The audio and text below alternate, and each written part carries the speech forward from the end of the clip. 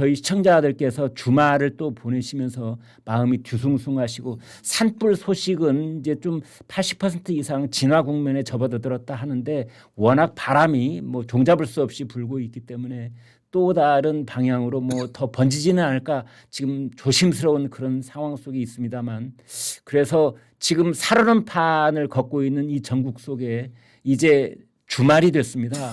뭐 새롭게 변화되는 조짐은 없어 보이고 이런저런 소문은 무성하고 마음 뒤숭숭하실 텐데 그 마음 둘 곳 없어 하시는 우리 시청자들께 김 의원께서 마지막 말씀 한 말씀 부탁드립니다. 저 개인적인 말씀 드려서 죄송하지만요. 이번에 산불난 경북 의성 안평면이 제 고향입니다. 그리고 고향 마을에서 비교적 멀지 않은 곳에서 처음 발화가 되었고요. 우리 동네도 다 탔습니다. 물론 이제 그 인명 피해는 없었고요. 네. 시골 마을에 저희 큰형도 옛날 우리 부모님 농사짓던 중에 한 50평 정도 텃밭을 일구면서 네. 농막도 짓고 예. 그랬는데 그 농막 안 타게 하려고 밤새워 서서 아이고. 물 뿌리고 해서 그 농막을 지켰어요. 아이고. 그래서 내가 제가 형한테 전화해서 제발 나오세요. 제발. 네. 응? 네. 만약에 타면 지어드릴게요. 그런데 이분이 한 10여 년 동안 그걸 네. 가꾼 그 정성 때문에 그 값으로 환산할 수 없는 거죠, 네. 사실은. 네. 그래서 제가 네. 그 아이고. 네. 부모님 산소가 다 탔는데 네.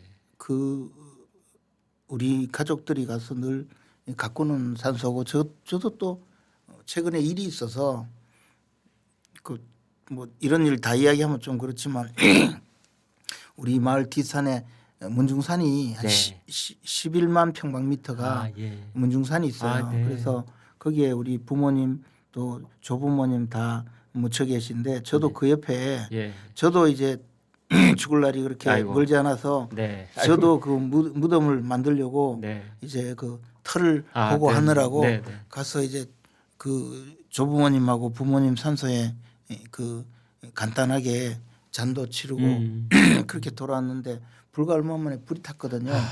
그래서 제가 이제 그 뭐 불 타고 그 뒤에 도래솔들이 다 탔다는데 네. 형님한테 아유 그렇게 어떻게 해요 했더니 아이고 야 그 산 사람들 집 다 탔는데 죽은 아이고. 사람 집 탄 거 가지고 뭘 그러냐. 아이고. 어쩜 요즘 좋습니까? 그런 아비규환이에요. 네. 그리고 네. 오늘 그 저하고 아주 친하게 지낸 분이 청송 주황산에 네. 그 달기약수터에 예. 닭백숙 식당을 하는데 네, 네. 전화 와가지고 동네가 홀라당 다 탔대요. 아 정말요? 네, 그러니까 식당들이 그냥 폭삭 그냥 그릇 하나 먹고 아이고. 그래서 어쩜 좋습니까? 어떻게 하면 좋냐고. 어쩜 좋습니까? 이게 이 산불이라는 게 정말 무서운 거거든요. 네. 저는 지방 공무원을 해봐서 산불 끌어도 나가봤어요. 예. 그 그 열기가 엄청나다면서요. 눈으로 보는 거와 달리 가까이 있으면 열기도 열기고요. 이게 복사열이라는 게 사람들이 잘 몰라서 그저 멀리 있는 걸로 아는데 네, 네. 불이 붙으면 산 쪽에 보통 붙잖아요. 네, 저 네. 산중턱에 붙으면 열기가 확 해서 불꽃이 한 100m는 올라가요. 네. 올라가면 이 공기가 갑자기 확 하늘로 올라갈 거 예, 아닙니까? 뜨거우니까. 예. 그러면 이 골에서 그 공기를 메워주기 위해서 바람이 샥 분단 말입니다. 그러니까 바람이 계속 불어오는구나. 그럼 그 바람이요 어마어마해요. 그런데 그렇게 해서 열기가 촥 올라가잖아요. 그러면 그 자리가 그냥 연통이 이렇게 되는 거죠. 보이지 않는. 그렇죠. 그러면요 이 불 붙은 나뭇가지 같은 것이 하늘로 쫙 올라갔다가 이게 떨어지는 거예요. 뒤로 그러면서 그 불씨가 퍼지는구나. 이제. 사방으로 퍼지는 거예요. 그리고 나서 만약에 뒤쪽으로 갔잖아요. 예. 가면 등 뒤에서 불이 다시 올 거 아닙니까? 그래서 그러구나. 많은 분들이 이 진화 작업이 이 상상외로 어려운 거예요. 종잡을 수가 없겠네요. 그래서 우리가 보통 산불 끌어 나가면 그냥 투입을 하지를 못해요. 저쪽에 불이 있는데 왜 사람들이 여기 잔뜩 있느냐 하지만 들어갔다가 무슨 일이 벌어질지 모르거든요. 그래서 과거에는 불 끄는 방법이 새벽녘이 되면 이 공기가 쫙 깔아앉거든요. 네. 그때는 불도 잦아들어요. 네. 그래서 이제 새벽에 올라가서 잔불 정리하거나 아니면 맞불을 넣는다고 하죠. 반대편에서 기술적으로 미리 그 태워서 더 번지지 못하게. 하는 그런 수준으로 하거든요. 근데 요즘은 우리 어릴 때는 우리 그 문정산에 지게지고 나무하러도 올라가고 했는데 네. 지금 나무하는 사람이 없잖아요. 네. 그래서 이 빽빽하게 나무가 전부 들어와서 사람이 들어가지를 못해요. 그리고 낙엽이 쌓여서 30년 넘게 쌓였거든요. 네. 그러면 보통 이 골짜기 같은 데는 무릎을 덮을 정도로 쌓여 있기 때문에 불이 붙으면요. 그 위에 꺼도 밑에는 불씨가 남아 있어요. 그렇겠네요. 바람이 불면 또 발화가 돼요. 겉으로 봤을 때는 안 보여도 바람이 예. 불으면 속에 있던 불씨가 예. 그 바람을 머금고 예. 다시 이제 불꽃을 위로 피워 올리겠죠. 그리고 그래서 그 이 불꽃이 이 불길이 번지면 그 복사열 그 가장자리는 1000도가 넘는다고 하거든요. 그래서 네. 그 이제 이 불 막 산불이 난 그 위에 공기가 워낙 회오리를 치기 때문에 네. 헬리콥터가 접근을 못하고 또 그렇습니다. 불에 사고를 당하기도 하고. 예. 그리고 이게 연기가 많이 퍼지면요. 시야가 나빠가지고 헬기들이 네, 쉽게 그렇네요, 뜰 또. 수가 없어요. 네. 그리고 물 뿌리면 높은 곳에서 물 뿌리면 그 물 정확하게 뿌려야 되는데 그것도 안 되고. 그리고 힘들죠. 보통 우리나라의 산림청 헬기가요.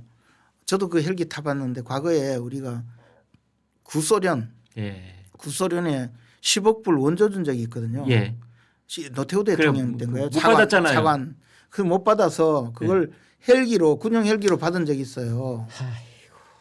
근데 낡아서 예. 군용에 사용할 수 없는 헬기를 받아서 산불 그걸 소방청으로 가는 거예요. 그래서 그 헬기를 쓰기 때문에 기본적으로 30년 넘은 헬기들이고 네. 그다음에 이게 물을 한번 푸면 예. 이게 1200리 12만 리터 12,000리터 뭐 그렇게 해서 네. 이게 생수 2리터짜리 있지 않습니까? 네. 예. 생수 2리터짜리 그게 600병. 600병. 그럼 네. 우리가 보통 6개 하나잖아요. 네. 요거 예. 100개 정도 분량밖에 안 돼요. 보면 그럼 얼마 안 되네요, 물이. 실제로는 많지 않아요. 그래서 신형 헬리콥터 소방 헬기는 좀 더 분량이 많다고는 분량이 합니다만은 많지만 물로서 불을 다 끌려면 그 초기 단계. 그러면은 그 불을 좀 진정을 시키려면 큰 비가 한번 내려주는 수밖에 없겠네요. 그 수밖에 없습니다. 어제 굵은 비가 내렸다고 하니까 네. 그래서 좀 잦아든 거죠. 그렇군요.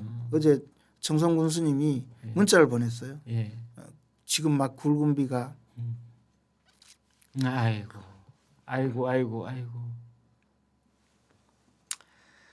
이런 상황 속에서 서울에 있는 정치는 또 요 모양이니. 그 판에 판결을 정말 이따위로 하고 있으니 제 속이 얼마나 상하겠습니까? 저희가 김 의원님을 좀 위로해 드려야 될 것 같습니다. 오늘 말씀 잘 들었습니다. 아니 아까 막 눈시울이 붉어지시던데 제가 괜히 말씀 여쭤서 이렇게 죄송합니다. 아니 무슨 말씀요? 고맙습니다. 예, 오늘 말씀 잘 들었습니다. 고맙습니다. 예, 아무튼 뭐 그 일가 친척 형님네들까지 더 이상 네. 뭐 큰일 없으시기 바라겠습니다. 아이고 저는 좀 더 방송 더 하고 고맙습니다. 아이고 잘 살펴가십시오. 네, 아이고 고맙습니다. 죄송합니다. 예.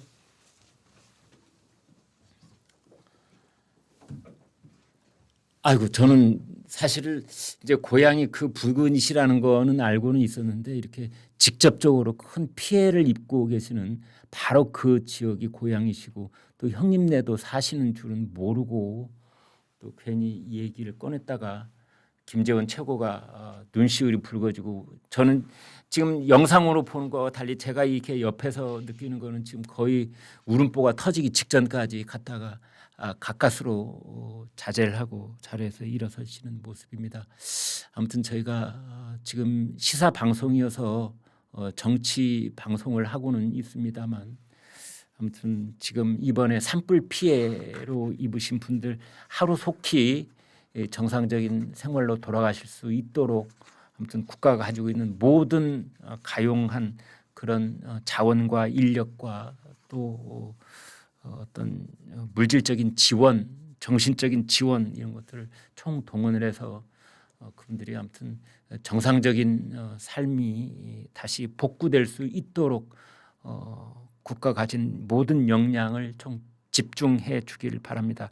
이런 상황 속에서 또 우리 그 의대생들이 또 3월 말까지 다시 복학을 하는 문제를 놓고 그러니까 이제 휴학을 하겠다. 뭐 동맹휴학이죠. 옛날식으로 하면은 이제 그것이 지금 부분적으로 무너지고 있고 특히 우리가 흔히 스카이 대학이라고 하는 의대들이 지금 전부 다 그 다시 등록을 하고 있다, 등록 의사를 밝히고 있다. 지금 이런 가운데 그 문제가 또 시끄럽기는 합니다만 아무튼 뭐니 해도 우리나라의 최상층의 권력 구조를 지난 3년 동안 어떤 그 권력 투쟁처럼 보이고 있었던 윤석열 대통령과 이재명 더불어민주당 대표 이번 주가 그러니까 오늘이 금요일입니다. 지난 월요일부터 이번 주가 슈퍼 위크다. 사법적인 헌정사상 초유의 슈퍼 위크다.